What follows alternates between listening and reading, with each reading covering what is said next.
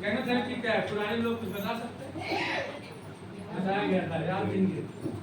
हाँ, क्या है गैनोथेरेपी?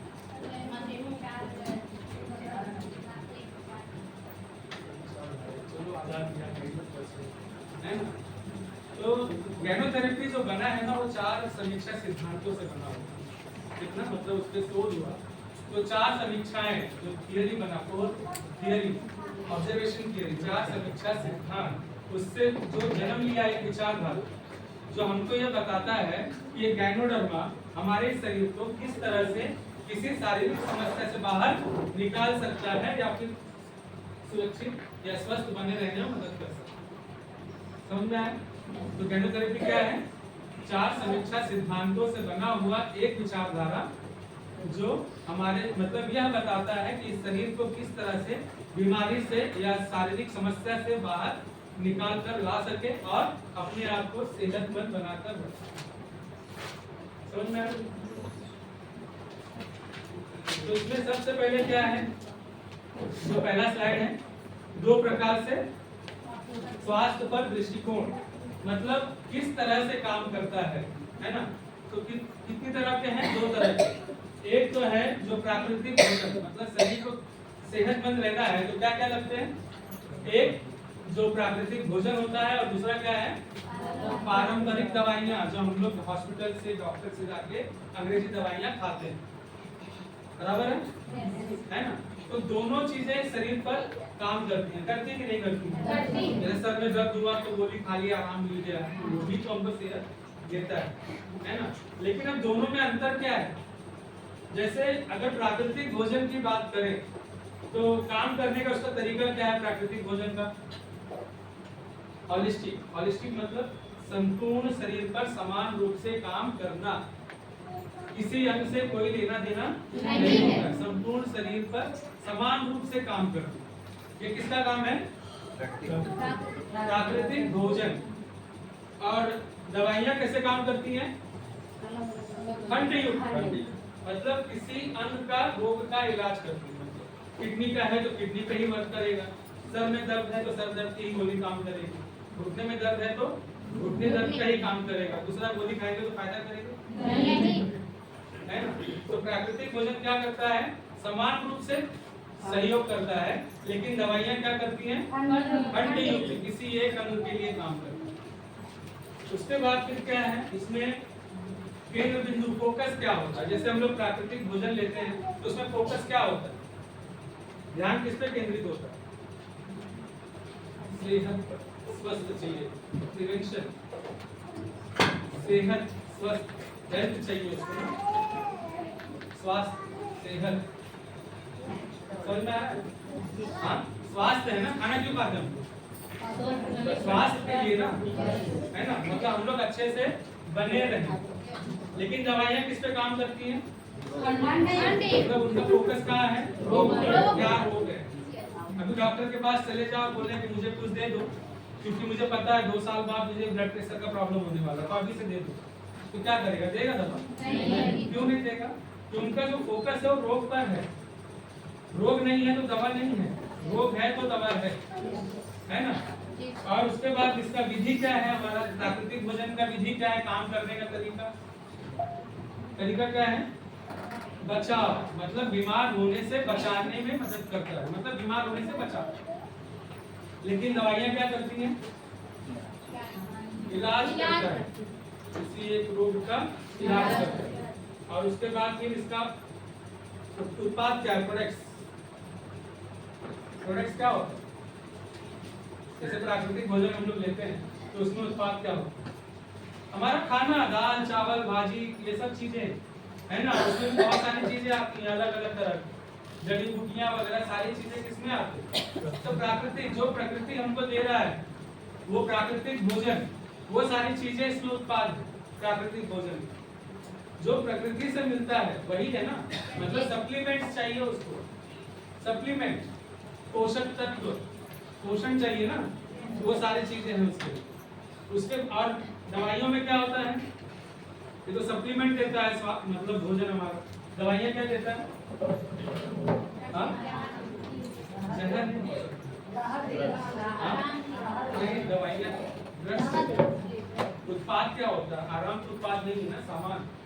सामान क्या है दवाइयों में? अंग्रेजी दवाइयाँ जो लेते हैं उसमें क्या है? केमिकल है ना, ड्रग्स। बात समझ में आ रहा है? मतलब हम लोग अपना भोजन लेते हैं तो उसमें हमको पोषण मिलता है, मतलब सप्लीमेंट्स बोल सकते हैं। जो भी हम लोग खाते हैं, भाजी हुआ, सलाद हो गया, जो भी चीजें ले रहे हैं, फ्रूट्स ले रहे हैं, वो सारी चीजें समझ में आ रहा है। लेकिन दवाइयों में अगर हम बात करें तो क्या होगा? ड्रग्स रहता है, वो केमिकल्स होते हैं। और इनका गोल क्या रहता है? जो अपना भोजन का है, इसका गोल क्या है? कल्याण मतलब क्या? स्वस्थ बनाकर रखना, कुल मिला के सुख देना। अगर हम लोग एकदम अच्छे से स्वस्थ हैं तो कोई प्रॉब्लम है? नहीं रहेगा ना, कोई दुख रहेगा? नहीं रहेगा। लेकिन दवाइयों का गोल क्या है? सुधार करना। कोई तकलीफ है तो उसे थोड़ा बाहर निकाल लेना। बात समझ में आ रहा है? तो अगर देखा जाए प्राकृतिक भोजन का, तो प्राकृतिक भोजन क्या करता है? एक सप्लीमेंट होता है, वो सप्लीमेंट जो संपूर्ण शरीर पर समान रूप से काम करता है। और कैसे काम करता है? बीमारी से बचाते हुए, मतलब बीमार होने नहीं देता। यही कारण है ना। और उसके बाद हमको सुख देता है, स्वास्थ्य देता है, खुशियां देता है, वेलनेस को चाहे जो कहिए, मतलब उसमें बीमारी नहीं होती। ठीक है। लेकिन दवाइयां हैं तो क्या होगा? वो ड्रग्स रहता है और काम कैसे करता है? किसी एक अंग के रोग का इलाज करता है, ठीक करने में मदद करता है, बस ना। मतलब एक अंग का रोग का इलाज करता है और उसे ठीक रखने में मदद करता है। तो दोनों चीजों की जरूरत है ना, है कि नहीं है? लेकिन दोनों में से बेहतर कौन सा है? क्यों? क्योंकि वो पूरे शरीर के लिए है। हाँ, वो पूरे शरीर के लिए और दवाई नहीं है। के लिए। हाँ, समझ में आया? Yes. जो भी प्राकृतिक भोजन होता है, जो प्रकृति से हमको मिलता है, उसका कोई साइड इफेक्ट नहीं होता है। और दवाइयाँ का क्या होता है? उसका साइड इफेक्ट होता है। इवन पैरासिटामोल भी खाएंगे तो कुछ ना कुछ तकलीफ देगा आगे चलकर, उसका कुछ ना कुछ साइड इफेक्ट होता ही होता है ना। और एक चीज है, अगर हमारा शरीर मतलब भोजन अगर सही से नहीं मिलेगा तो दवाइयाँ शरीर में काम करेगी नहीं। डॉक्टर दवा देता है तो क्या बोलता है? खाना खाने के बाद खाना और अच्छा खाना। अभी क्या अच्छा खाना वो नहीं बोलते, लेकिन अच्छा खाना है ना। बात समझ में आ रहा है? तो दवाइयाँ भी अगर चाहिए तो इसके बिना अधूरा है ना। तो आज हम लोग जो भी बात करने वाले हैं, किस चीज की बात करने वाले हैं? वही प्राकृतिक भोजन का। जैसे अपना गैनोडर्मा है, स्पाइरुलिना है, मोरिंगी है, जो भी अपने पास प्रोडक्ट है वो सब क्या है? प्राकृतिक भोजन है। लेकिन इसमें गैनोडर्मा के बारे में जानता है, तो गैनोडर्मा और साथ में कुछ स्पाइरुलिना के बारे में बात। ठीक है। स्वास्थ्य के 4 स्तंभ। कितने स्तंभ? जैसे इस रूम को खड़ा रखना है तो कितने स्तंभ चाहिए? कितने पिलर चाहिए? अगर 3 हुआ तो नहीं चलेगा ना। कोई भी रूम हो 4 पिलर चाहिए। तो 4 पिलर कैसे? कमजोर चाहिए कि कैसे? मजबूत होना चाहिए। अगर एक पिलर कमजोर है, 3 मजबूत है तो चलेगा? नहीं चलेगा। बात समझ में? जैसे रूम को 4 पिलर चाहिए और मजबूत चाहिए, उसी तरह इस शरीर को भी अगर स्वस्थ रखना है तो कितने पिलर चाहिए? 4 पिलर। और चारों मजबूत होने चाहिए, एक भी कमजोर नहीं चलेगा। अगर एक भी कमजोर हुआ तो समझ लो फिर प्रॉब्लम आ सकता है। तो उसमें सबसे पहला क्या है? सकारात्मक मानसिक विचार। क्यों पहला क्यों है वो? क्योंकि जो भी चीजें शुरुआत होती है विचारों से ही शुरुआत होती है। सही है? अगर जैसे किसी काम से निकल रहे, अच्छे काम से, अच्छे काम के लिए निकल रहे, लेकिन निकलते निकलते मन में आ गया कि जा तो रहा हूं, पता नहीं काम होगा, क्या होगा? काम होता नहीं। किसने काम किया? नकारात्मक विचार ने काम किया, वो ज्यादा मजबूत है। तो पॉजिटिव रहना, सकारात्मक रहना बहुत जरूरी है। लेकिन अगर हम जाते जाते और अच्छा सोच के निकले कि जा रहा हूँ, काम तो धोखे रहेगा, तो क्या होता है? काम हो जाता है ना। नहीं हुआ तो कुछ ना कुछ रिजल्ट निष्कर्ष निकलता ही निकलता है। तो पॉजिटिव रहना बहुत जरूरी है। उसी तरह से अगर कोई मान लो बीमारी में लेते हैं, कोई बीमार है और वो ठीक हो भी सकता है, मतलब दवा देंगे तो ठीक हो जाएगा, लेकिन उसने मन से मान लिया कि वो ठीक नहीं होने वाला, अब वो नहीं ठीक हो, विचार उसके आ गए उसके मन में कि अब नहीं ठीक हो, तो क्या हो? उसको कितने भी अच्छे डॉक्टर को दिखा दो, कितना भी अच्छा दवा दे दो, क्या वो ठीक होने वाला है? नहीं। हाँ? नहीं। क्यों नहीं होगा? उनके सोच में क्योंकि विचार ने काम कर दिया। जब मन ने ही मान लिया, शरीर खुद माना ना कि अब नहीं ठीक होने वाला, तो जब इसने मान लिया कि नहीं ठीक होगा तो कुछ भी तो काम ही नहीं करेगा उसका। जब उस पर काम ही नहीं करेगा तो देना ना देना इसको कोई मतलब नहीं। बात समझ में आया? तो इसीलिए और बहुत सारे केसेस देखा गया है कि बहुत क्रिटिकल है, निकल कर आना बड़ा मुश्किल है, लेकिन अगर सामने वाला बहुत पॉजिटिव है ना, बहुत अच्छा सोच रहा है, सकारात्मक अंदर जीना चाहता है, तो वो ठीक होता है कि नहीं? ठीक होता है। कितने लोग क्रिटिकल केसेस से बाहर आए। तो विचार सबसे बड़ा रोल प्ले करता है। तो हम लोगों को कैसा रहना चाहिए? सकारात्मक सोचना चाहिए। किसी भी चीज को अगर इस्तेमाल करना है, शुरुआत करना है, तो सकारात्मक होकर के शुरुआत करिए। अगर सकारात्मक नहीं है तो शुरुआत नहीं करें, कोई काम नहीं करेगी। ठीक है? हाँ? उसके बाद में दूसरा क्या है? स्वस्थ जीवन शैली। जीवन शैली क्या है? हमारे जीने की कला। तो कैसा होना चाहिए जीने की कला? शैली कैसा होना चाहिए? लाइफ स्टाइल स्वस्थ कैसा होना चाहिए? सेकंड पिलर की बात करो तो स्वस्थ जीवन शैली हमको जीना चाहिए। तो स्वस्थ जीवन शैली होता क्या? क्या होता है?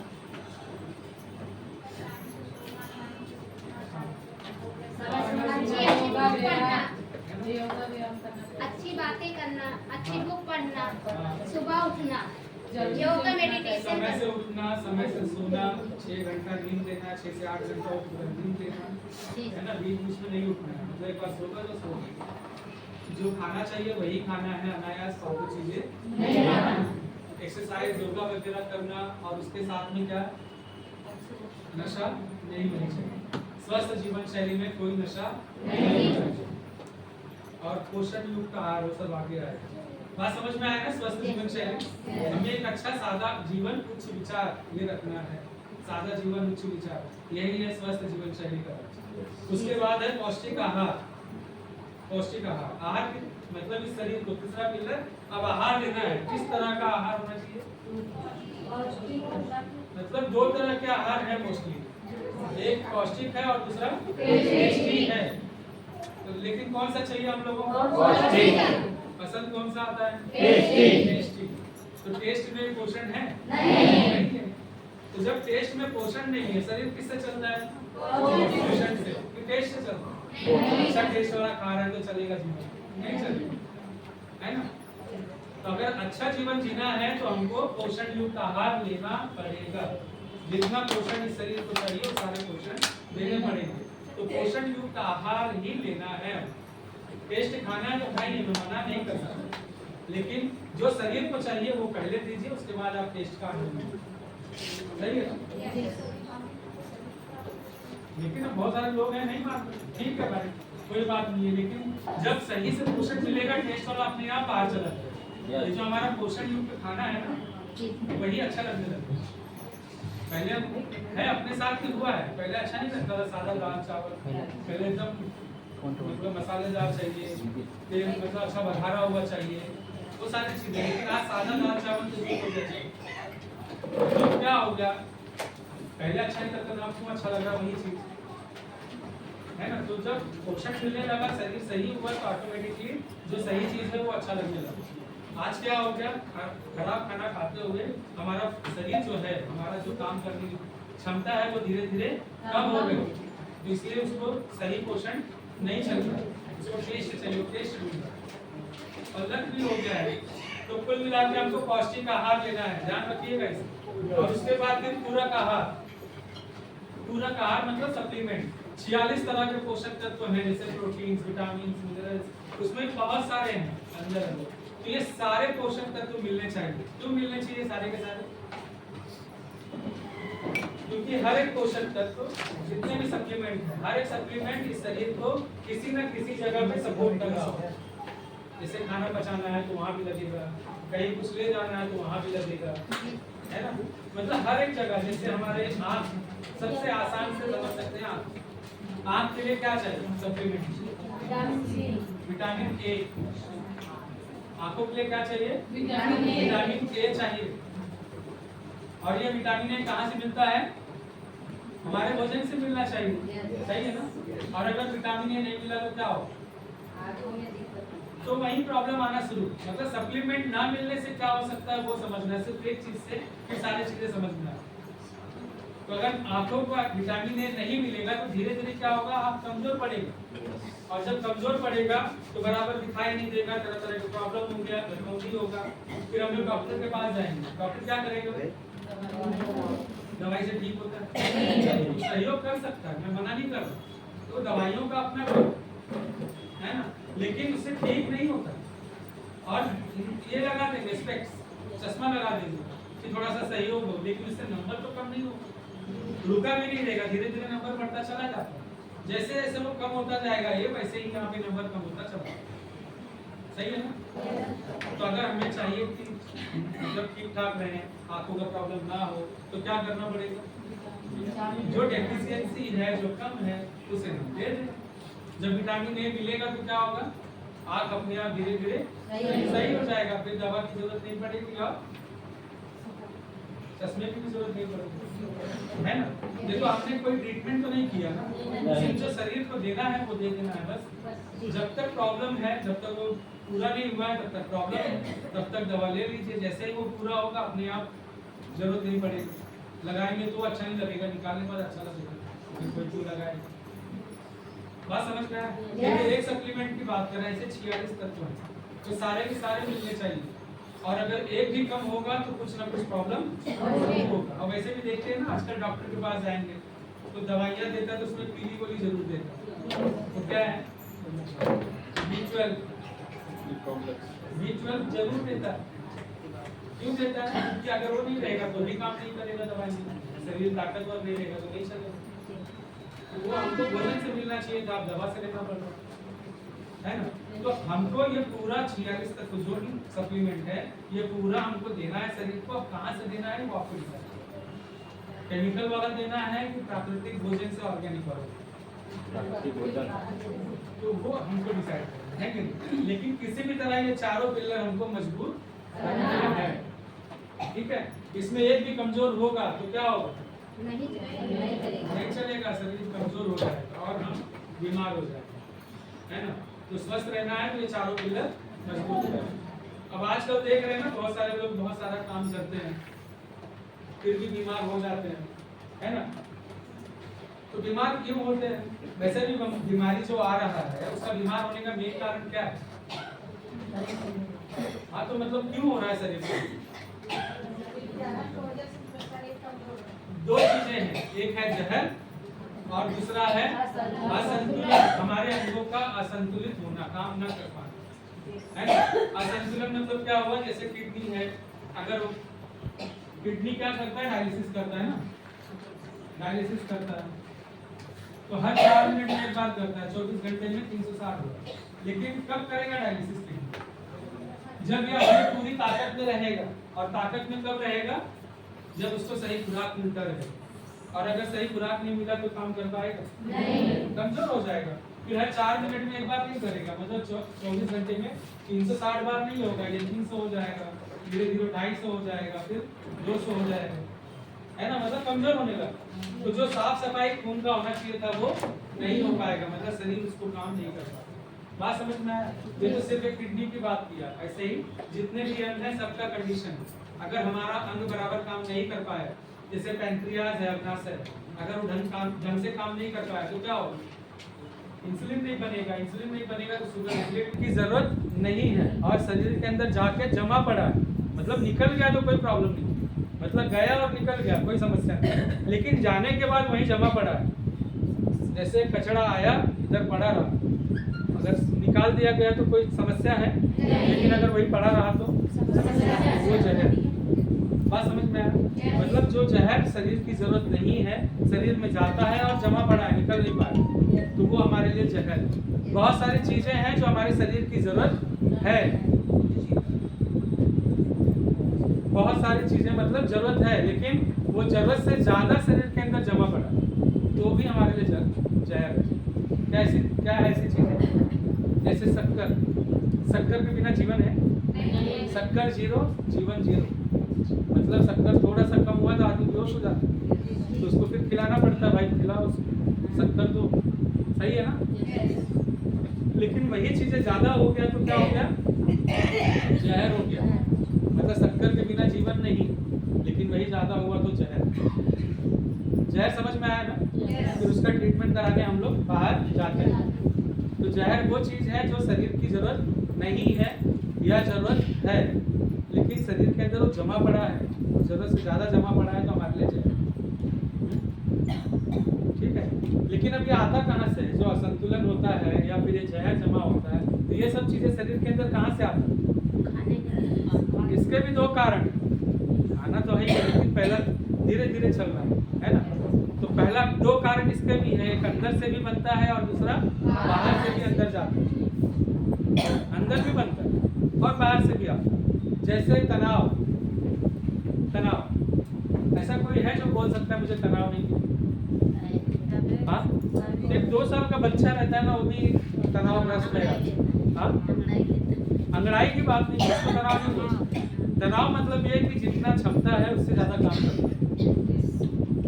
जैसे काम करने की ताकत जितना है उससे ज्यादा काम किए तो क्या हो गया, शारीरिक तनाव। इसका जितना क्षमता है सोचने का, उससे ज्यादा चिंता या सोच लिए तो क्या होगा, तो बाकी तनाव।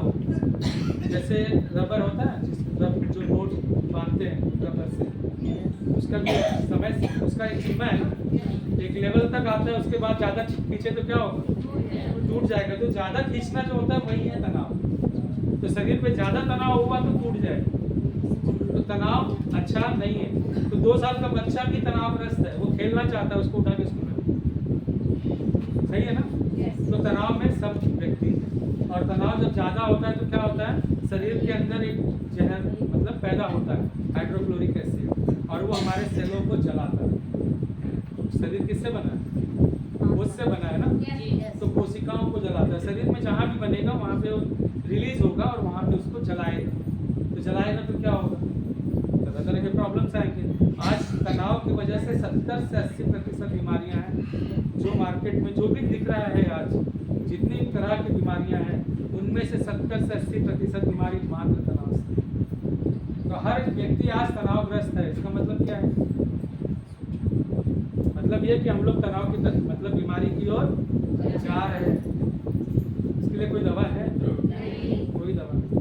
मतलब तनाव से भी देखो जहर शरीर के अंदर आ रहा है, जहर ही है ना, अंदर ही बन रहा है। उसके बाद क्या है, मॉडर्न लाइफस्टाइल। समझ में आया ना तनाव कहाँ से तकलीफ होता है, और इसके लिए कोई दवा नहीं। और दूसरा क्या है, मॉडर्न लाइफस्टाइल। हमको जीना कौन सी सही चाहिए था, जीवन शैली कैसी जीनी चाहिए, लेकिन आजकल हम लोग कैसा जी रहे हैं, आधुनिक जीवन शैली। आधुनिक जीवन शैली में क्या होता है, घर का खाना पसंद नहीं है, बाहर का ही खाना चाहिए, टेस्टी खाना चाहिए, पिज्ज़ा बर्गर है ना, चाइनीज, उसके साथ साथ फिर ये भी चाहिए थम्स अप वगैरह। मतलब कुछ और नहीं, थम्स अप की बात कर रहा हूँ। तो थम्स अप भी चाहिए, क्यों, उसके बिना खाना हजम नहीं होगा, लोगों का सोचना है ना। तो ये सब चीज़ें क्या है, हम लोग इस शरीर को क्या दे रहे हैं, जहर दे रहे हैं, है ना। ये आधुनिक जीवन शैली। जब सोना चाहिए सोते नहीं है, मतलब जागने के टाइम पे तो सोते हैं, रात भर चलता रहता है। हाँ, क्या कर रहे हैं, स्क्रॉल चल रहा है खाली रात भर, टिकटॉक जो भी है वो सब चल रहा है। मतलब सोने के टाइम पे ये चल रहा है, जागने के टाइम पे सो रहे हैं। अब उठेंगे कब, एक्सरसाइज करने का टाइम नहीं है, सच में टाइम नहीं है या फिर कुछ और भी। मैं तो कहता हूँ ताकत ही नहीं है, क्योंकि अंदर से आवाज़ नहीं आता कि चलो आज कुछ कर लिया है ना। तो सच कहा जाए तो ताकत ही नहीं है हमारे पास। और क्या है, उसके बाद योगा वगैरह तो करना ही नहीं है, एक्सरसाइज नहीं है। तो इसकी वजह से क्या होता है, पूरी एक्टिविटी ना करने से हमारा जो शरीर है वो पूरा बेकार हो जाता है, मतलब कुछ काम नहीं कर पाता, है ना। तो जीवन जो आधुनिक जीवन शैली है, इसकी वजह से भी हमारे शरीर को प्रॉब्लम हो रहा है। उसके बाद क्या है, फ्री रेडिकल्स। फ्री रेडिकल्स क्या है, ये शरीर को चाहिए ना ऑक्सीजन, न्यूट्रिशन। एनर्जी कैसे बनता है, ऑक्सीजन से और न्यूट्रिशन से। ऑक्सीजन हवा से लेते हैं, न्यूट्रिशन न्यूट्रिशन भोजन से लेते हैं, ये सर्कुलेट हो करके हमारे एक एक सेल के अंदर जाता है, और हर एक सेल के अंदर माइटोकॉन्ड्रिया मतलब एक जगह पावर हाउस, वहाँ पे एनर्जी बनता है, ऊर्जा, और साथ में वेस्ट बनता है, साथ में कार्बन डाइऑक्साइड, और साथ में बनता है फ्री रेडिकल वायरस। बात समझ में आया? फ्री रेडिकल वायरस कहीं बाहर से नहीं आता है।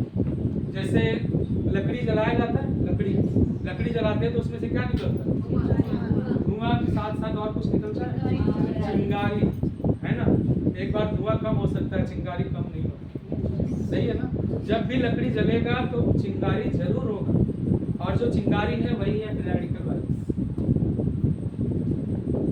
मतलब क्या हुआ कि जब जब एनर्जी बनेगा तब तब ये भी बनेगा, है ना। तो जितना ज्यादा ऊर्जा बनेगा उतना ज्यादा ये भी बनेगा, मतलब जितना ज्यादा काम करवाएंगे उतना ज्यादा फ्री रेडिकल वायरस बनेगा। ये अपने हाथ में है कि हमको क्या करें। शायद एनर्जी कम पड़ जाए लेकिन ये कम नहीं पड़ेगा, है ना। पहले हर एक 300 यूनिट हर दिन बनता था, या अभी भी बनता ही है। पहले कैंसर किसी को नहीं होता था, लेकिन आज हो रहा है। तो ये फ्री रेडिकल वायरस क्या करता है? अगर ये हमारे सेल को टॉर्चर करेगा, मतलब किसी अंग का सेल है वो, मान लो लिवर का ही है पकड़, है ना, तो लिवर को अगर लिवर पे जाके टॉर्चर करेगा तो लिवर अपना काम करेगा? किडनी के सेल को टॉर्चर करेगा तो अपना काम करेगा? नहीं करेगा। तो जिस सेल को टॉर्चर करेगा वो अंग काम नहीं कर पाएगा उसका, है ना। जो हमको कोई टॉर्चर करेगा तो हम अपना काम नहीं कर पाते, तो वैसे वो भी नहीं कर पाएगा। तो उससे जिस अंग को टॉर्चर करेगा उस अंग से संबंधित समस्या शुरू होगा, असंतुलन हो गया। और अगर इसने सेल को मार दिया, मतलब न्यूक्लियस लेवल को ही मार दिया, तो क्या होगा? 100% कैंसर। तो कैंसर कहीं बाहर से नहीं आता है, वो अंदर से ही होगा। तो अगर सही से बचना है तो फिर हमको सोचना पड़ेगा, सही है ना। तो इसकी वजह से प्रॉब्लम्स क्रिएट हो रहे हैं। फ्री रेडिकल वायरस अगर इसने हमारे सेल को टॉर्चर किया तो उससे संबंधित समस्या, और अगर सेल को मार दिया तो 100% कैंसर। उसके बाद फिर क्या है? वायु प्रदूषण। आज हवा चाहिए ना, ऑक्सीजन के लिए सबसे बड़ा सोर्स क्या है? हाँ, हवा से ही मिलता है ना ऑक्सीजन। तो ऑक्सीजन कैसा मिल रहा है आज? हवा कैसा मिल रहा है? एकदम शुद्ध। हाँ, अशुद्ध हो गया, उसके अंदर बहुत सारे केमिकल्स मिले हैं, बहुत सारे जहर जमा हो गया उसके अंदर, और वो सारी चीजें हमको अंदर लेना पड़ता है। हम बोल सकते हैं ऑक्सीजन खाली अंदर रहो बाकी सब बाहर रहो, बाहर छलनी लगा सकते हैं? नहीं कर सकते, है ना। सब हमको साथ में लेना पड़ता है और सारे के सारे अंदर जाते हैं। उसके बाद फिर क्या है? प्रदूषित जल। जो पानी हम लोग पी रहे हैं आज सुरक्षित है? आजकल तो नल लग गया ना, नल सुविधा हो गया आपको, लेकिन क्या वो टैप वाटर भी सही है? उसमें क्लोरीन डालना ही पड़ता है, मजबूरी है। ना डालें तो प्रॉब्लम, और डालते हैं तो भी प्रॉब्लम, लेकिन कम से कम तुरंत नहीं होगा, इतना है ना। तो उसकी वजह से क्या हो रहा है? वो क्लोरीन डालने से उसमें बैक्टीरिया वायरस मर जाते हैं, फिर उसका मतलब रिफाइन करते हैं, उसको क्या बोलते हैं? फिल्टर बोलते, उसको और कुछ और बोलते हैं, मतलब फिल्टर ही करते, समझ लो। आरओ लगाते हैं ना, आरओ, तो उसको मतलब फिल्टर करते हैं। फिल्टर करने के टाइम पे क्या होता है? जो भी बैक्टीरिया वायरस के सेल है वो सब निकल जाते हैं, है ना। और उसमें जो पोषक तत्व रहते हैं, क्योंकि पानी में मिनरल्स पाए जाते हैं, क्योंकि जमीन में होता है ना, तो वहाँ से मिनरल पानी में आता है, तो पानी से मिनरल भी निकल जाता है फिल्टर के टाइम। बात समझ में आया? तो बचा क्या उसके? बचा ना, क्या बात? हाँ, अरे भाई H2O, इसके अंदर क्लोरीन डाला गया मान लो, लेकिन इसमें पहले से क्या था? इसमें बैक्टीरिया वायरस था, है ना, और मिनरल था। तो क्लोरीन ने क्या किया? इसको मार दिया। अब आरओ हुआ तो क्या हुआ? ये निकल गया, इसका डेड सेल निकल गया, बचा क्या? हाँ, समझ में आया? क्लोरीन जो हमने मिलाया वो ऐसे ही पड़ा है, उसको वापस से बाहर पानी से अलग नहीं किया जा सकता, चाहे उसको उबालो चाहे कुछ भी कर लो। मतलब कैसा पानी पी रहे हैं हम लोग? मतलब जो चाहिए था वो तो निकल गया, और जो नहीं चाहिए वो हमने डाल दिया। मजबूरी है, इसमें किसी का टीका टिप्पणी नहीं होनी चाहिए, लेकिन समझिए किस दशा और दिशा में जाए, है ना। इससे बचना किसका काम है, हम लोग। उसके बाद और क्या है, जहर का कारण रसायन। रसायन मतलब क्या, भोजन जो भी आज सुबह से शाम तक हम लोग कर रहे हैं, कोई एक भोजन या ड्राई फ्रूट्स या कुछ भी ऐसा कुछ बता दें जो बिना केमिकल का। हाँ, बात समझ में आ रहा है। जो भी हम लोग सुबह से शाम तक खा रहे हैं, सब के अंदर कुछ ना कुछ पड़ा है। क्यों? क्योंकि बिना केमिकल के खेती अब नहीं हो रहा है। तो जब बिना केमिकल के खेती नहीं हो रहा है, तो बिना केमिकल का अनाज या फिर जो भी चीजें हैं कैसे चलेगा, है ना। तो वो हमारी मजबूरी है, अब हमको क्या करना है, वैसे ही खाना है। और एक चीज ये समझना है, जब हमने उसमें केमिकल डाला खेती करने के लिए, तो उसमें पोषण कितना रहेगा। हाँ, उसमें केमिकल ज्यादा रहेगा कि पोषण ज्यादा रहेगा, केमिकल ज्यादा रहेगा। आज हम लोग जो भोजन कर रहे हैं, इस शरीर की जरूरत अनुसार पोषण मिल रहा है शरीर को, नहीं मिल रहा। लेकिन जहर चाहिए ही नहीं था मगर मिल रहा। बात समझ में आया। हाँ, मतलब चाहिए ही नहीं था फिर भी मिल रहा है। तो कोई भी चीज हम लोग जो खा रहे हैं सुबह से शाम तक, सब के अंदर हमको कुछ ना कुछ केमिकल्स मिल रहे हैं। उसके बाद फिर अब समझ लो, ये सारी चीजें जो हमने अभी बात किया, ये शरीर के लिए क्या है, अत्याचार है या नहीं है। इतना सारा अत्याचार होने के बाद हमारा शरीर बीमार होगा या नहीं होगा। तो जब बीमार हो जाएंगे तो हम कहाँ जाएंगे, अब डॉक्टर हमको क्या देगा, दवाई देगा। दवाई क्या होता है, वो भी वही केमिकल है।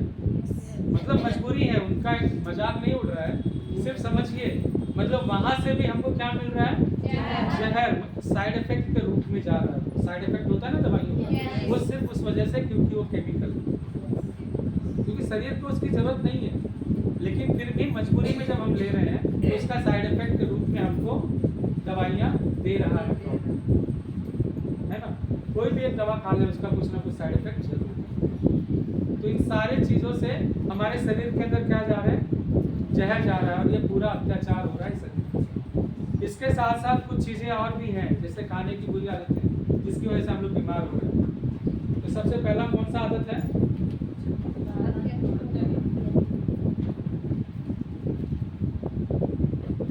अत्यधिक भोजन करना। अत्यधिक भोजन करना मतलब क्या, मतलब जितना खाना एक लिमिट है उसका खाने का। लेकिन जैसे हम लोग खाना शुरू करते हैं, अच्छा लगने लगा तो आने दो, है ना, आने दो, अच्छा लग रहा है, फिर एकदम पूरा भर गया, गले तक आएगा तब तक छोड़ते नहीं, है ना। तो इस तरह से हमको खाना नहीं चाहिए। क्यों नहीं खाना चाहिए उस तरह से, एक सिंपल एग्जांपल में ले सकते हैं। जैसे हम लोग घर में मसाला पीसते हैं जार में, मिक्सर में, तो जो मिक्सी होता है जार, अगर हमने उसको मसाले से पूरा भर दिया, पूरा पीसेगा ही नहीं। जब पूरा भर जाएगा तो कैसे पीसेगा ही चलेगा ही नहीं, उसमें का पत्ती तो कैसे नहीं चलेगा ना। तो वैसे ही इसका भी तो एक कैपेसिटी है ना, है ना, उसका एक कैपेसिटी है। कैपेसिटी के अंदर ही रहेगा तो ठीक है, कैपेसिटी से ज्यादा हुआ तो क्या करेगा। और वैसे भी अपना पेट कितना बड़ा है, कितना बड़ा है, कितना बड़ा, हाँ? हाँ? ये अपना पेट सिर्फ इतना ही बड़ा है सबका। ऐसा हाथ हम जोड़ते हैं ना, इतना ही बड़ा पेट, मगर इसमें खासियत क्या है, ये फैलता है, बाहर आता है ना, ये फैलता है इलास्टिक जैसे। लेकिन इसका भी तो एक लिमिट होगा, कुछ ज़्यादा हो गया तो पता लगा फिर ऐसा हालत खराब रहेगी, है ना। तो वो चीज़ें समझना है। तो हमको कितना खाना है, एक लिमिट में खाना है। अत्यधिक खाने की वजह से भी प्रॉब्लम आता है। उसके बाद बार बार खाना, ईट ऑफन, बार बार खाना। जैसे अभी चाय पिया, फिर थोड़ी देर में बोलेंगे जा चना लेके आ, फिर थोड़ी देर बाद बोलेंगे जाओ पानी पूरी लेके आओ, फिर थोड़ी देर बाद कुछ और मंगाएंगे। मतलब चलता ही रहेगा, सेंगदाना खा रहा है या कुछ खा रहा है, मतलब वो चलता ही रहेगा। देखा है ना ऐसे लोगों को, हाँ। तो ऐसा भी नहीं करना चाहिए, ये बीमारी का घर है। मतलब एक टाइम होता है, सुबह, एक दोपहर, एक शाम, बस इससे ज़्यादा नहीं चाहिए। लिक्विड जो चाहिए वो ले लो, बाकी खाने का यही टाइम। उसके बाद फिर क्या है, जल्दी जल्दी खाना। जल्दी जल्दी खाना मतलब क्या होता है, हाँ, जल्दी जल्दी खाना मतलब क्या? मतलब बहुत सारे लोग हैं, अपना तो है, मेरा भी भाई है, चाचा का लड़का ही। मैं बैठता हूँ खाने तो उसका जल्दी, मतलब 1-2 रोटी मेरा खत्म नहीं होता, उसका थाली खत्म होता साफ। चबा के नहीं खाता है? चबा के नहीं, फटाफट खाए। लेकिन प्रॉब्लम होता है आगे चल के, एसिडिटी का प्रॉब्लम, पेट का बहुत बड़ा प्रॉब्लम है और तकलीफ में ही रहते हैं। इसके लिए क्या करना है?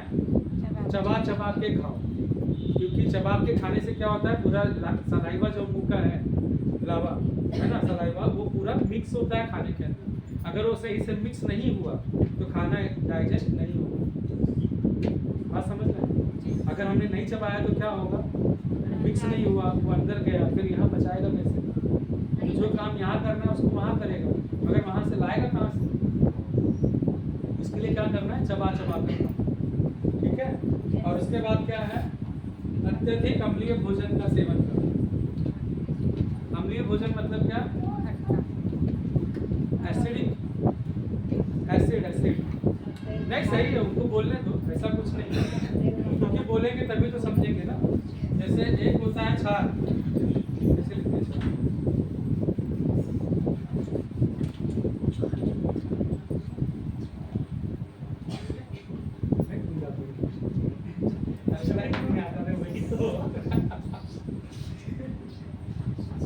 क्षार होता है, हाँ, और एक होता है अम्ल। बात समझ में आया? मतलब एक एल्कलाइन फूड है और एक एसिडिक फूड है। तो हमको क्षार युक्त खाना ज़्यादा खाना चाहिए, अम्ल नहीं। अम्ल सिर्फ 20% चाहिए। हाँ, मतलब क्या है? तेल, मसाला, चिकन, मटन, जो भी चीज़ें हैं वो सब चीज़ें हमको कम से कम लेना है ना। लेकिन वो क्या रहा है ना, ज़्यादा तेल मसाला चाहिए। तेल मसाला नहीं तो खाना नहीं, तो वो हमारे लिए क्या है? बीमारी का घर होता है ना। और उसके बाद क्या है? अत्यधिक पका हुआ भोजन। अत्यधिक पका हुआ भोजन का मतलब क्या है? जैसे मान के चलो एग्जाम्पल लेते हैं, तो पालक बना रहे, अगर उसमें पानी रह गया, पकाते पकाते पानी रहता है तभी पक जाता है ना, पका रहता है ना वो, लेकिन थाली में आता तो अच्छा लगता है? क्यों? तो बोलेंगे पूरा पानी खत्म करो, लाल हो जाए तब, है ना, थोड़ा अच्छे से पकाओ। तो अच्छे से पकाने के चक्कर में सब खत्म। लाल हुआ मतलब जो पोषक तत्व उसमें था सब खत्म। फिर हम लोग क्या खा रहे हैं? जहर खा रहे हैं, वेस्ट बनाए ना यहाँ, मतलब एनर्जी नहीं मिलेगा, ये सब नहीं है, सीधा वेस्ट है। तो खा के नहीं, खा के कोई मतलब नहीं, उल्टा ना खाओ ज़्यादा बेहतर, अनायास मेहनत नहीं करना। बात समझ में आया? हाँ, तो ज़्यादा जैसे कुछ है, मतलब पक गया है खाना मगर फिर भी और पका दो, क्योंकि पानी ज़्यादा दिख रहा है। तो जितना ज़्यादा पकाएंगे उतना क्या होगा? उसका पोषक तत्व बढ़ता चला जाएगा, और पोषक तत्व बढ़ गया फिर मतलब कुछ नहीं। हाँ, तो जो शरीर को चाहिए वो नहीं मिलेगा, पेट तो भर जाएगा, शरीर भूखा रह जाएगा। बात समझ लें? तो इसकी वजह से भी प्रॉब्लम आता है। उसके बाद फिर बहुत कम हरी सब्जी खाना। कितने लोग हरी सब्जी खाते हैं? रोज खाते हैं? रोज? कभी कभार नहीं, रोज। अच्छा ही नहीं लगता है ना। तो हरी सब्जियां नहीं खाएंगे तो हम क्या होंगे? बीमार ही होंगे। तो रोज खाना चाहिए। हरी सब्जी रोज ही अच्छा लगता है। तो अब अच्छा लगेगा ही, अब अच्छा लगेगा। तो कहने का मतलब क्या है? हरी सब्जियां कम खाएंगे तो भी हम लोग बीमार हो जाएंगे। इसीलिए हमको सारी चीज़ों का ध्यान रखना है कि क्या खाना है, कैसे खाना है, कितना खाना है, ये सारी चीज़ों का ध्यान रखना है। इस पर ध्यान न रखने की वजह से ही हम लोग प्रॉब्लम में जाते हैं। बात समझ में आया? हाँ, तो अब ये देखा जाए तो ये सारी चीज़ें क्या है शरीर पर? काफ़ी जितना बात हुआ है सब क्या है? अत्याचार है इस शरीर को, है ना। एक अत्याचार भरपूर मात्रा में पड़ रहा है, अत्यधिक, है ना। हर आदमी को आज बीमार हो जाना चाहिए या नहीं होना चाहिए? मतलब जिस तरह से अत्याचार हो रहा है उस तरह से तो हम लोगों को बीमार हो जाना चाहिए, लेकिन हर आदमी बीमार नहीं है ना। तो बीमार नहीं है तो क्यों बीमार नहीं है? किसने बचा के रखा उसे? हाँ, तो उसको अगर किसी ने बचा के रखा है तो सिर्फ उसका शरीर बचा के रखा है ना।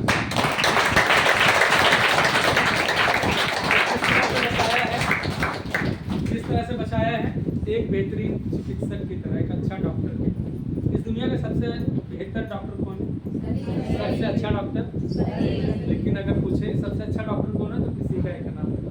इसके बारे में बात नहीं, देखो वो भी सही है, लेकिन जब तक ये साथ नहीं देगा ना तो वो डॉक्टर भी साथ नहीं देगा। और उस डॉक्टर की जरूरत ही तब पड़ती है जब ये कमजोर पड़ता है। लेकिन कमजोर पड़ने के बाद भी ये साथ देना जरूरी है वो डॉक्टर का सहयोग लेने के लिए। नहीं तो जितने बड़े डॉक्टर के पास जाएंगे उतने ही आसानी से बोलता है ले जाओ, जो करना था कर लिया, कुछ नहीं हो सकता। कब बोलता है? जब शरीर साथ नहीं देता, है ना।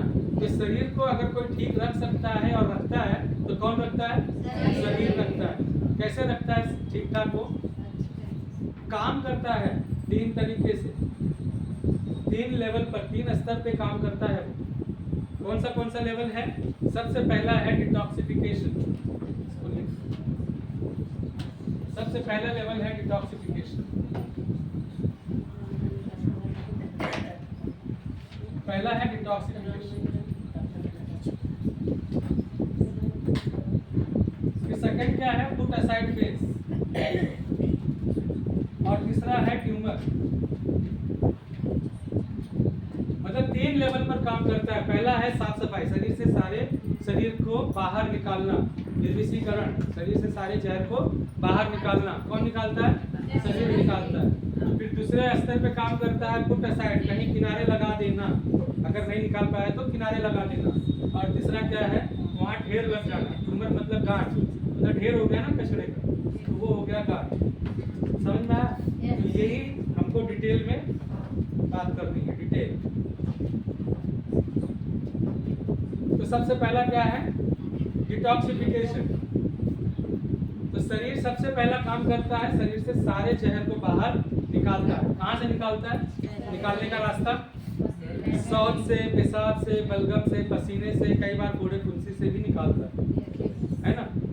तो इन रास्तों से शरीर सारे जहर को बाहर निकालता है। लेकिन अब बात यह आती है कितना निकालेगा,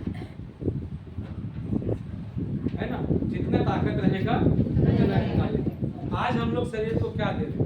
आज जहर ज्यादा दे रहे हैं कि ताकत ज्यादा दे रहे हैं? जहर ज्यादा, मतलब ताकत इतनी दे रहे हैं, जहर इतना दे रहे हैं, है ना। ये ताकत है और ये जहर है। बात समझ में आया? तो इतना तक तो इसने निकाल दिया, लेकिन जो ये बच्चा इसका क्या करेगा? बात समझ में आया? मतलब जितना ताकत है उतना निकाला, बाकी का सब दूसरे नंबर पे काम करता है। मतलब पहला तो काम कोशिश करता है कि सब बाहर निकाल कर फेंके, कुछ भी अंदर बर्दाश्त नहीं करता शरीर। एक छोटा सा टुकड़ा अगर यहाँ से जाए तो क्या करता है? तुरंत छींक मार। क्यों? ताकि जो गया है वो बाहर निकले। तो ये कुछ भी अंदर बर्दाश्त नहीं करता। लेकिन कितना बर्दाश्त, मतलब एक सीमा है ना उसका, एक जितना ताकत रहेगा उतना ही निकालेगा। तो हम लोग ताकत आज कम दे रहे हैं, जहर ज्यादा दे रहे हैं। मजबूरी है, इसमें किसी का कोई दोष नहीं है ना। तो जहर ज्यादा, तो जितना ताकत है उतना जहर निकाला, बाकी का जो बचा उसके ऊपर क्या करते हैं? फिर दूसरे नंबर पे काम करते हैं पुट असाइड, मतलब कहीं किनारे लगा देना। जैसे घर में कोई झाड़ू मारता है, झाड़ू मारने के बाद क्या करता है? कचरा उठा बाहर फेंक दिए। लेकिन किसी दिन झाड़ू मारने वाला उठा और उसको लगा कि आज हिम्मत नहीं है, तो क्या करेगा? हाँ, तो कम से कम झाड़ू मार के किनारे लगा दे। मतलब ऐसी जगह लगाएंगे किसी को दिखे नहीं और खराब ना लगे। सही है ना। तो वैसे ही शरीर भी क्या करता है? इकट्ठा करता है, जो बच गया उसको एक किनारे सुरक्षित स्थान पर रखता है कि तुरंत तकलीफ महसूस ना हो, इसका ध्यान रखता है। तो सुरक्षित स्थान क्या है? सब जोड़ है, लंग्स है, मतलब हमारे शरीर के अंदर ही। और लेकिन जिस चीज को बचा हुआ जो है, इसका रूप परिवर्तन करके रखते हैं और इसका नाम क्या दिया गया है? Uric acid. समझ में आया? इसका नाम दिया गया यूरिक एसिड। जो बचा हुआ है, जो किनारे लगा रहे हैं, उसका नाम दिया गया यूरिक एसिड। और ये जहां जहां जमा होगा वहीं का रोग लेगा। मतलब इस कोने में रखेंगे तो ये कोना खराब होगा, इस कोने में रखेंगे तो ये कोना खराब होगा। मतलब जहां रहेगा वही तो प्रॉब्लम आएगा ना। तो जिस अंग में रखेगा वहां का प्रॉब्लम। जैसे जोड़ों में रखा तो क्या होगा? जोड़ों का दर्द आज बढ़ रहा है ना, जोड़ों का दर्द छोटे छोटे बच्चों में भी हो रहा है। तो किसकी वजह से हो रहा है? इसकी वजह से, क्योंकि उसके साथ भी क्या हो रहा है? वही है ना जो हम सबके साथ, शुरुआत तो वहीं से है, वो भी वही खा रहा है जो हम खा रहे हैं, तो उसका भी क्या होगा, जोड़ों में दर्द शुरू होगा, गठिया रोग जो बोलते हैं, है ना। और अगर उसने लंग्स में रखा तो क्या होगा, फेफड़े में, फेफड़ा कमजोर पड़ेगा तो सांस लेने में तकलीफ होगी, तो क्या होगा, अस्थमा, दमा जो बोलते हैं। हाँ, अगर लंग्स में रखा तो क्या होगा, लंग्स पे पड़ा, जब उसके शरीर में जमा हुआ तो लो, मतलब उसको पोषण नहीं मिलेगा, जहर जमा हो गया समझ, वो तो प्रॉब्लम आने का, तो बीपी लो हो जाएगा। नसों में जमा हुआ तो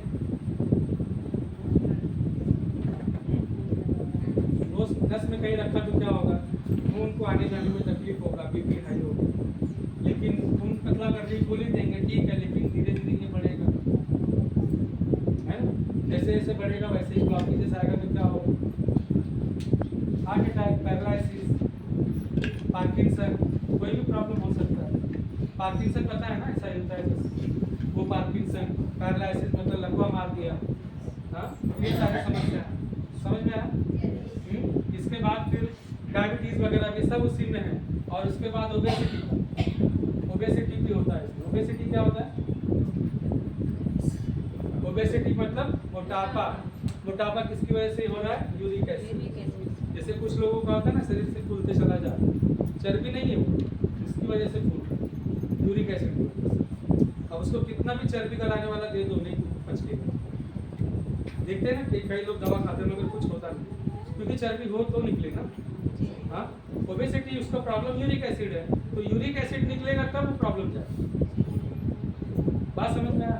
हाँ, तो ये सारी चीजें समस्याएं आती। उसके बाद फिर स्टोन, स्टोन की समस्या, पथरी किडनी में बढ़ रहा है ना, कहाँ से आ रहा है, हाँ, जहर तो हो रहा है मगर कैसे जमा हो रहा है, पहले तो नहीं होता था। हाँ, तो होता क्या है, जो किडनी अपना डायलिसिस करता है, तो डायलिसिस ये जो कर रहा है वो तो ठीक है, लेकिन उसमें क्या करता है, खून की साफ सफाई ना, डायलिसिस में जो भी उसके अंदर कचरा या जहर है उसको खून से अलग करता है, और फ्रेश ब्लड जो निकला उसको भेजता है हार्ट में।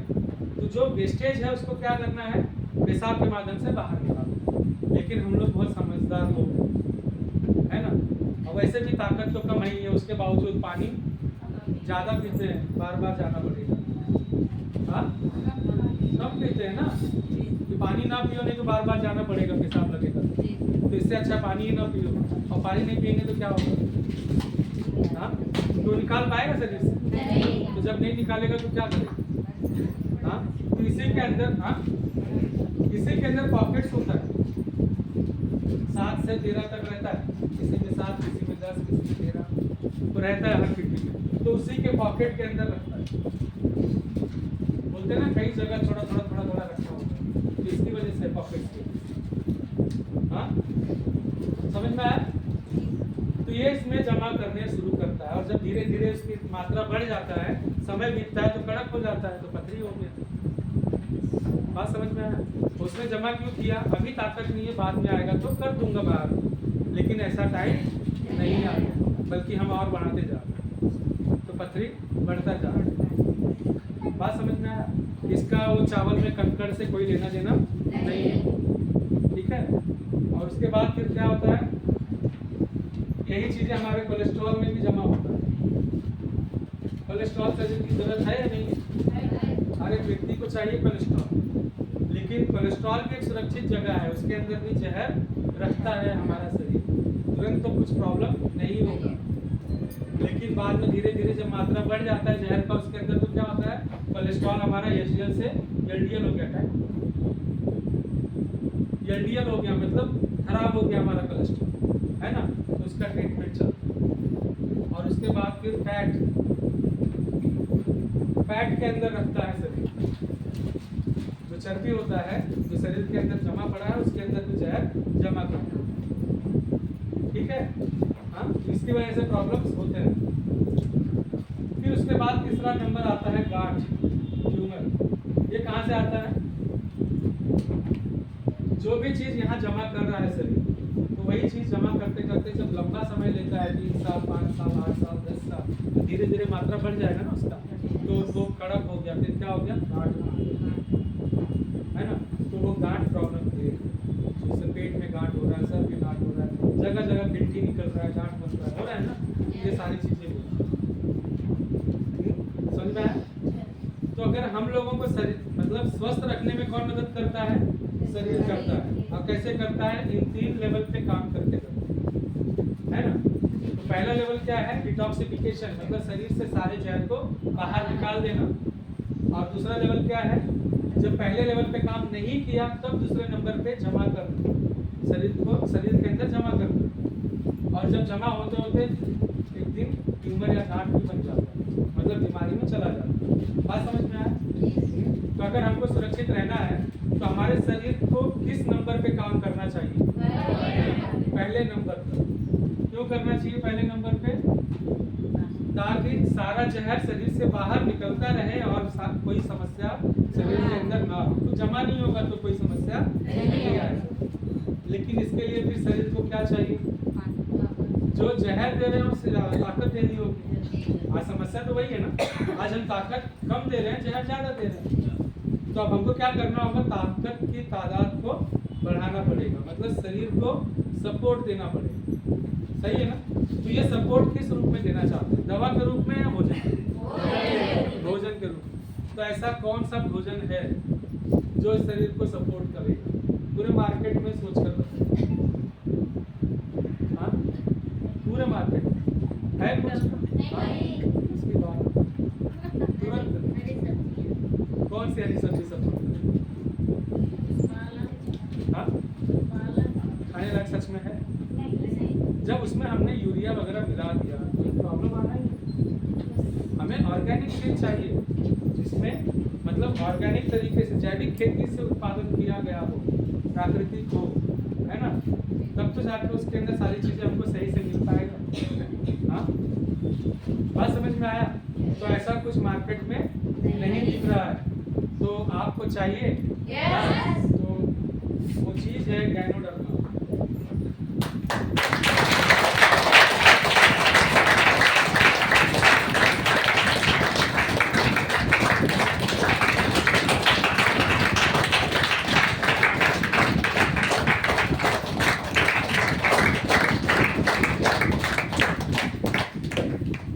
गैनोडर्मा के बारे में ज्यादा बोलने की जरूरत तो नहीं है।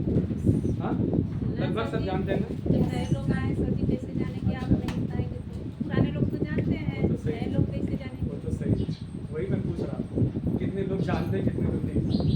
चलो ठीक है। तो गैनोडर्मा मशरूम की कैटेगरी में आता है। मशरूम तो पता है ना, जो अपने यहाँ क्या बोलते हैं? कुकुरमुत्ता, है ना? तो कुकुरमुत्ता क्यों बोलते हैं उसको?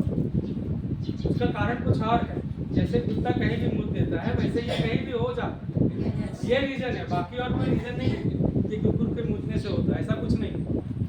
बात समझ में आया? ये कहीं भी हो जाता है, गीली जगह पे, सूखी जगह पे, कहीं भी होता है। लेकिन ये ना खास है, मतलब सिर्फ पेड़ पर फफूंदी के उसमें आता है और सूखे हुई जगह पे होता है, सूखा हुआ लकड़ी पर।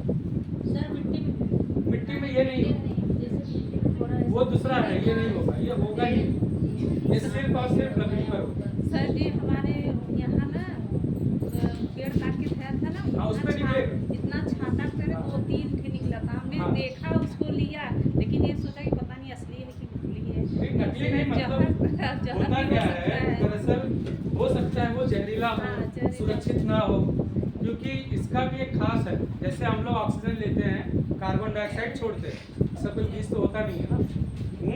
इस पे हम लोग कल चर्चा करेंगे कि एक्चुअली क्या और क्या है, क्योंकि थोड़े ट्रेनिंग पे बात करना है वैसे भी, लेकिन सिर्फ शॉर्ट में बता दे रहा हूँ कि ऑक्सीजन हम लोग लेते हैं, कार्बन डाइऑक्साइड छोड़ते हैं, और पेड़ पौधा क्या करते हैं? कार्बन डाइऑक्साइड लेते हैं, ऑक्सीजन छोड़ते हैं, ये होता है। लेकिन सोचो जहाँ पे सिर्फ पेड़ ही पेड़ है, वहाँ क्या हो? जीव जंतु जाने से कतराते हैं, जब घना जंगल, वहाँ का हालत क्या है? वहाँ जो माहौल रहेगा, एनवायरनमेंट में, वातावरण में क्या होगा? ऑक्सीजन भर जाएगा पूरा। अब ऑक्सीजन लेने वाला कोई तो है नहीं वहाँ पे, है ना? तो कार्बन डाइऑक्साइड वहाँ से खत्म, धीरे धीरे ऑक्सीजन भर जाएगा, तो पेड़ पौधों को तो कार्बन डाइऑक्साइड कहाँ से मिलेगा? तकलीफ होगा ना। तो जब ऐसी स्थिति उत्पन्न होता है तो यह गैनोडर्मा अपने आप सूखी हुई लकड़ी पे निकलता है, अपने आप। इसका कोई बीज नहीं होता, ये अपने आप निकलता है। और ये क्या करता है, 24 घंटा ऑक्सीजन लेता है, कार्बन डाइऑक्साइड छोड़ता है हमारे आप।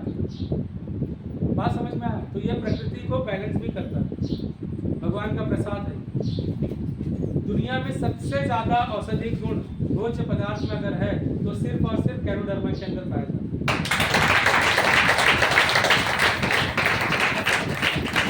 अब ये प्रकृति को भी बैलेंस कर रहा है। दुनिया में सबसे ज्यादा औषधि गुण भी इसके अंदर है, लेकिन एक अवगुण भी। जैसे हम लोग ऑक्सीजन के साथ साथ बहुत सारी चीजें अंदर लेते हैं, लेकिन बाहर तो नहीं निकल रहा है ना, वैसे ही इसके अंदर भी ऑक्सीजन के साथ बहुत कुछ जाता है और फिर बाहर नहीं निकलता। बात समझ में आया? तो अगर बाजू से सांप गया, उसने निकाल दी, मतलब उपकार दिया जहर, तो क्या होगा, जहर इसके अंदर चला जाएगा, इसको कोई प्रॉब्लम नहीं होगा, लेकिन जो उसको खाएगा उसको क्या हो सकता है। बात समझ में आया? तो ये कहीं भी होता है तो ऐसा लेने की जरूरत नहीं है, क्योंकि हमारे पास लेबोरेटरी नहीं है। अगर उसको करना है तो लेबोरेटरी में जाके टेस्ट करा के फिर, है ना, प्रकृति से लेते हैं, लेबोरेटरी में टेस्ट करते हैं, फिर उसके बाद जो करना है करें। तो ये सब चीज़ें हैं, लेकिन उसके अलावा भी है, उस पर हम लोग कल बात करेंगे कि अपना गैनोडर्मा खास क्यों हो, कल बात करेंगे, ठीक है? बात समझ में आया? तो सिर्फ ये करते हैं गैनोडर्मा सपोर्ट कैसे करते हैं। तो हमारा गैनोडर्मा 2 भागों में है, एक रूट है और एक है रूट। रूट 90 से 100 दिन में होता है और रूट जो है वो 14 से 18 दिन में। रूट को हम लोग ऋषि गैनो कहते हैं, शॉर्ट फॉर्म में आरजी। और ये क्या करता है, डिटॉक्सिफिकेशन में मदद करता है। बात समझ में आया? ये खुद डिटॉक्सिफिकेशन नहीं करता, ये शरीर को सपोर्ट करता है, शरीर सारे जहर को बाहर निकालने में मदद करता है। कौन करता है इसको? ये लाल वाला जो ऊपर दिख रहा है, तो इसको खाना चाहिए। किन लोगों को खाना चाहिए? सबको खाना चाहिए। उसके बाद फिर रूट, ये क्या करता है, जो हमारा सेल है ना, सेल ये डैमेज होता है ना, इसके अंदर जमा होता है, फिर ये डैमेज हो जाता है ना, तो उसको रिपेयर कौन करेगा? शरीर ही करेगा। उसका काम शरीर का ही है, लेकिन जो उसको ताकत चाहिए वो कौन देगा? जीएल देगा। जीएल मतलब गैनोसीलियम, मतलब जड़ है ना ये, तो जड़ को बोलते हैं माइसीलियम, और ये गैनोडर्मा का जड़ है, इसके लिए गैनोसीलियम कहते हैं इसको। और ये क्या करता है, बैलेंसिंग में मदद करता है। मतलब जो हमारा अंग असंतुलित हो जाता है, क्यों होता है? क्योंकि ये डैमेज हो गया ना, कि बराबर काम नहीं कर पाएगा, डैमेज हो जाएगा, कमजोर हो जाएगा, है ना। तो जीएल क्या करता है, इसको रिपेयर करने में मदद करता है। और जब ये मजबूत हो जाएगा तो कैसा हो जाएगा, ये अच्छा होगा, तो अपना काम करेगा, तो फिर हमारा शरीर स्वस्थ बना रहेगा। तो आरजी क्या करता है, शरीर से सारे जहर को बाहर निकालने में मदद करता है, और जीएल क्या करता है, बैलेंस करने में मदद करता है। जो भी असंतुलन हुआ है अंगों का, उसको बैलेंस करना। तो ये दोनों चीजों को खाना चाहिए इन लोगों को। और इतना सॉफ्ट बनाया कि एक दिन के बच्चे को भी खिलाएंगे तो भी कोई साइड इफेक्ट नहीं होता है, और आसानी से पच जाता है। साइड इफेक्ट ना होने से ज़्यादा जरूरी है पचना। छोटे बच्चे को हम लोग कुछ माँ के दूध के अलावा कुछ देते हैं? नहीं देते, लेकिन इसको दे सकते हैं, इतना सॉफ्ट।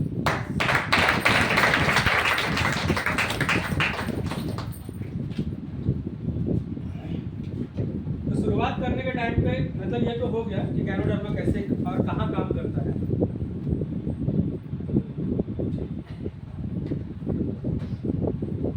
तो सबसे मेन ये है, शुरुआत में हमने बात किया था कि 4 समीक्षा सिद्धांतों पर काम करता है ना, 4 समीक्षा निकल कर आई।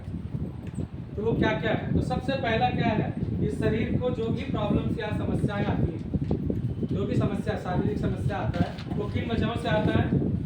सबसे पहला थियरी है ये, सबसे पहला सिद्धांत, इस शरीर को जो भी प्रॉब्लम या समस्या आती है शारीरिक, वो किसकी वजह से आती है? हाँ, सिर्फ 2 कारणों से, विष और दूसरा है असंतुलन, हमारे अंगों के असंतुलन होने की वजह से। तो पहला सिद्धांत। दूसरा सिद्धांत क्या है? दूसरा सिद्धांत क्या है?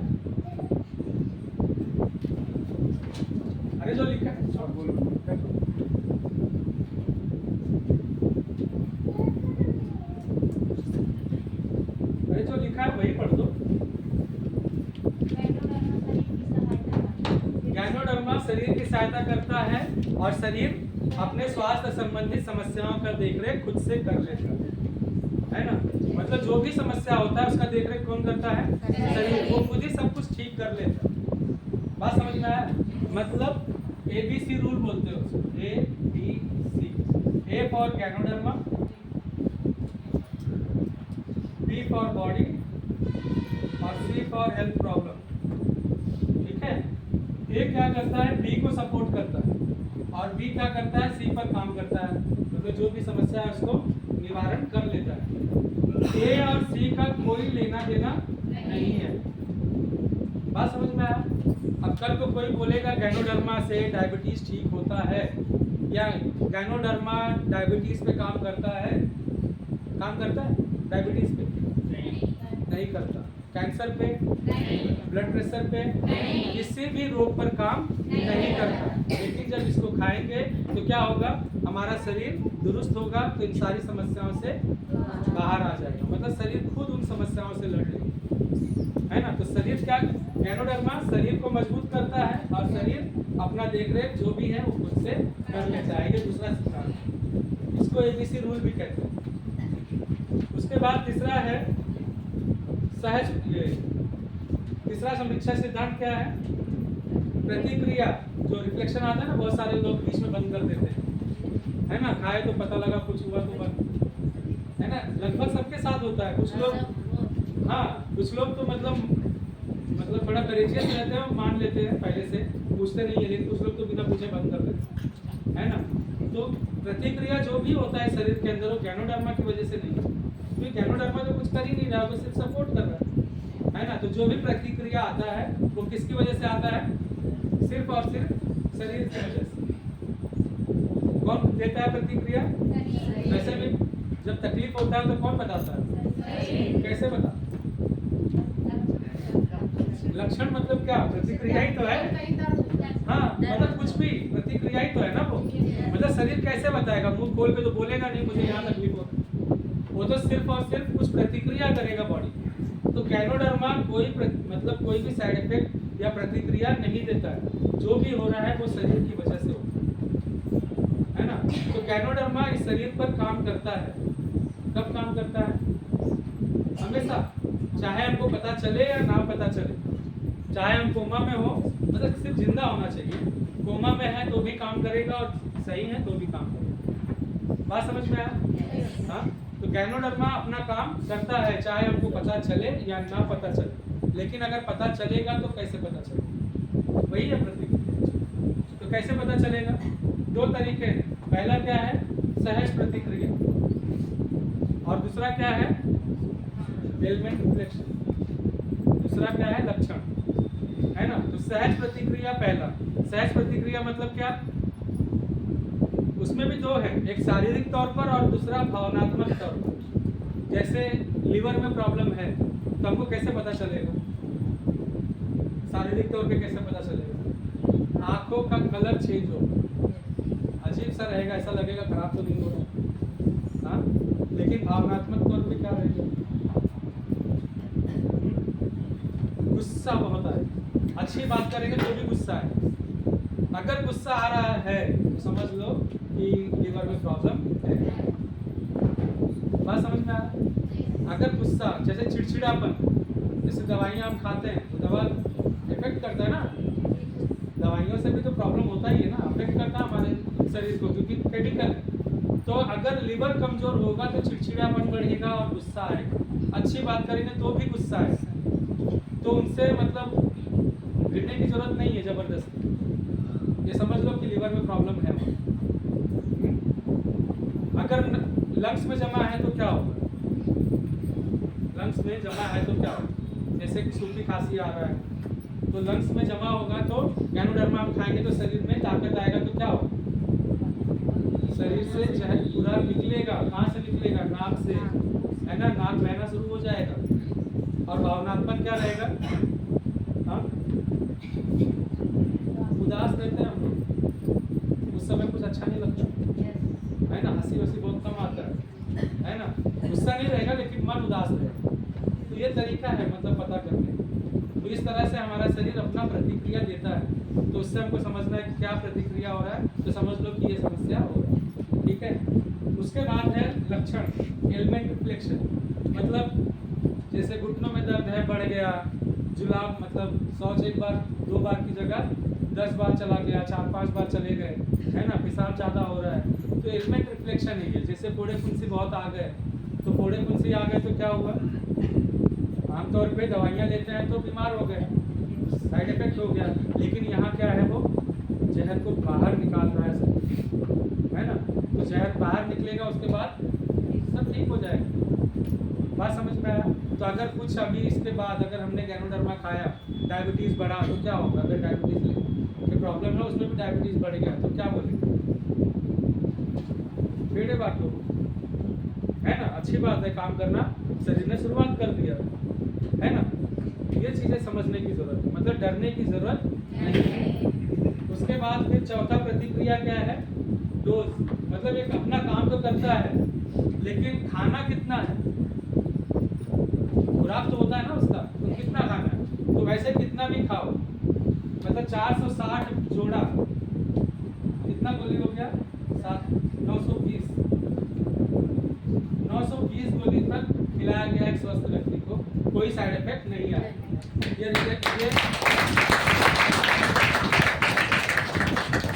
लेकिन अब इतना खाने के लिए फिर पैसा भी चाहिए ना, हाँ, तो इसीलिए कोई डोज इसका निर्धारण नहीं है, ये डोज हमको खुद से निर्धारित करना है ना। अगर एक जोड़े में काम हो जाए तो ज़्यादा लेने की क्या जरूरत है ना। तो शुरुआत 1 आरजी 1 जीएल से करना है, 1 आरजी 1 जीएल, इसको एक जोड़ा बोलते हैं, इसमें से एक, इसमें से एक, ये क्या हो गया? एक जोड़ा, राम जी और जी लक्ष्मण, राम लक्ष्मण एक जोड़ा हो, ठीक है। तो ये दोनों हमको एक एक लेना स्टार्ट करना है, शुरू करना है, 1 हफ्ते तक लेना है। अगर 1 हफ्ते तक लेते लेते कोई प्रतिक्रिया आया तो समझ लो उसी एक जोड़े की जरूरत है, क्योंकि शरीर में ताकत आ गया, उसने अपना काम करना शुरू कर दिया। अगर प्रतिक्रिया नहीं आया तो क्या करेंगे? तो बढ़ाना है, फिर 1 जोड़ा 2 जोड़ा कर देना, सुबह शाम 2 टाइम, फिर 1 हफ्ते तक खाना है। प्रतिक्रिया आया तो ठीक, नहीं आया तो फिर बढ़ा देना है, 4, मतलब 1, 2, 4, 6, फिर 8, 10 ऐसे बढ़ाते जाना, ठीक है। प्रॉब्लम में है तो लंबे तक जाना, अगर ठीक ठाक है, कोई समस्या नहीं है तो 6 जोड़ा पर्याप्त, उतने में काम होना शुरू हो जाता है। कुछ लोगों को ज़्यादा लगता है, लेकिन 6 में अक्सर हो जाता है ऐसा। बात समझ रहे हैं ना?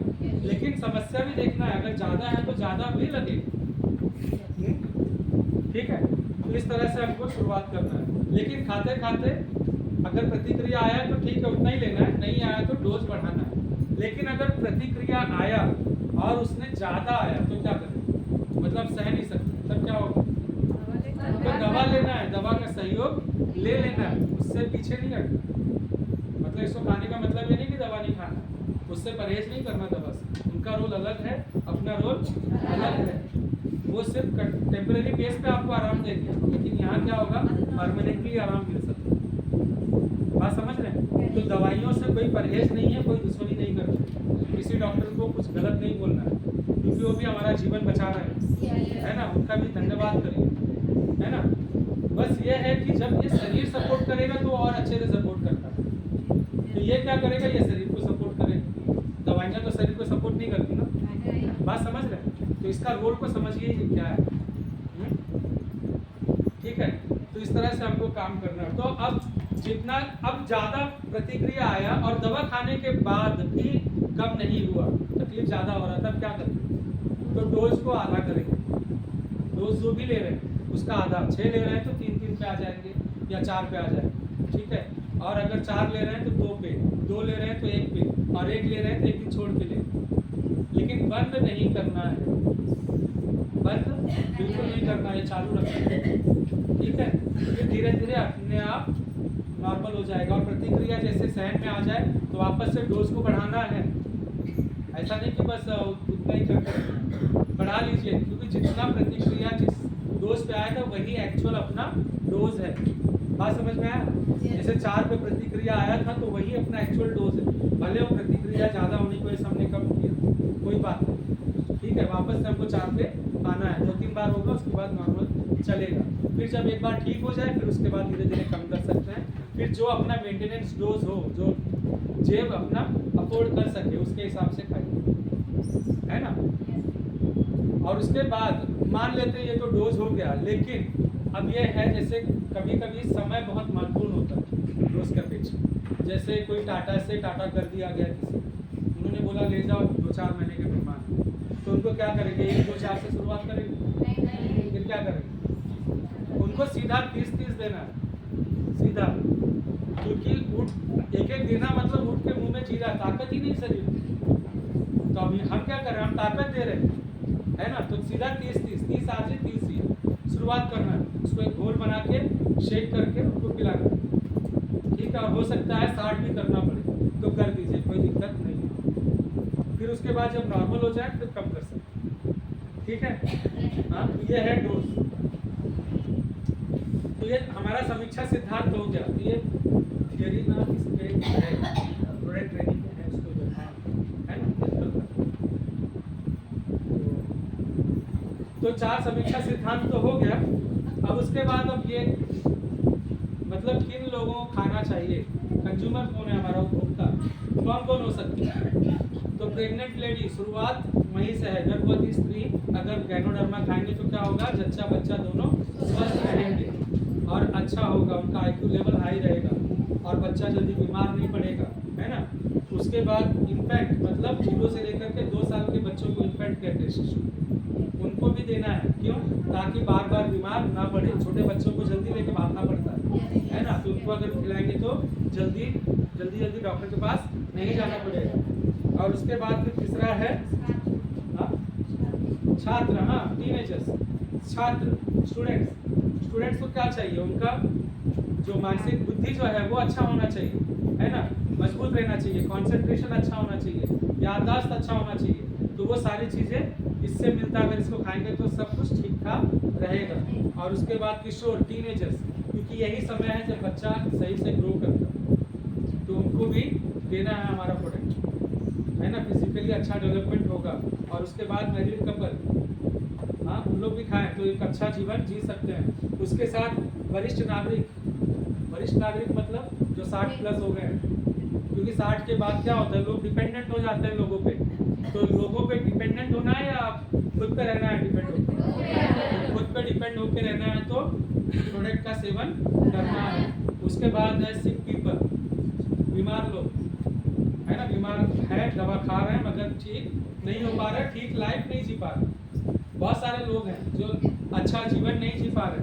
अब हो सकता है उनका दवाइयाँ कभी जीवन में बंद ना हो, लेकिन इस प्रोडक्ट को अगर अपने जीवन में जोड़ेंगे तो क्या होगा, एक अच्छा जीवन, स्वस्थ जीवन जी सकते हैं उन दवाओं के साथ, है ना।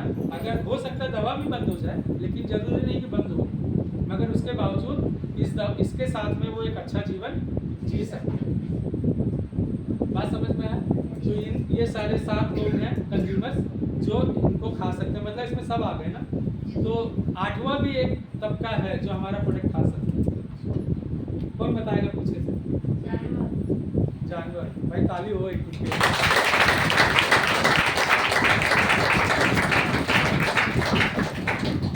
उनको भी खिलाइए, क्योंकि जैसे हम जहर खा रहे हैं वो भी वैसे ही खा रहे हैं, क्योंकि हम जो उनको खिलाएंगे वही वो भी खाएंगे। क्योंकि ऊपर का 6 इंच हम खाते हैं, बाकी का तो वही, है ना। तो उनको भी पोषण सही से नहीं मिल रहा है, तो इसके माध्यम से उनको भी हम सुरक्षित रख सकते हैं।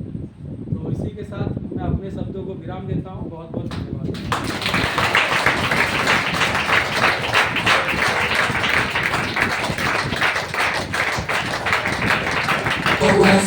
जैसे पल पल हलचल सा ऐसा वो ऐसा जग में है ऐसा जैसे पल पल हलचल सा जैसे पल पल हलचल सा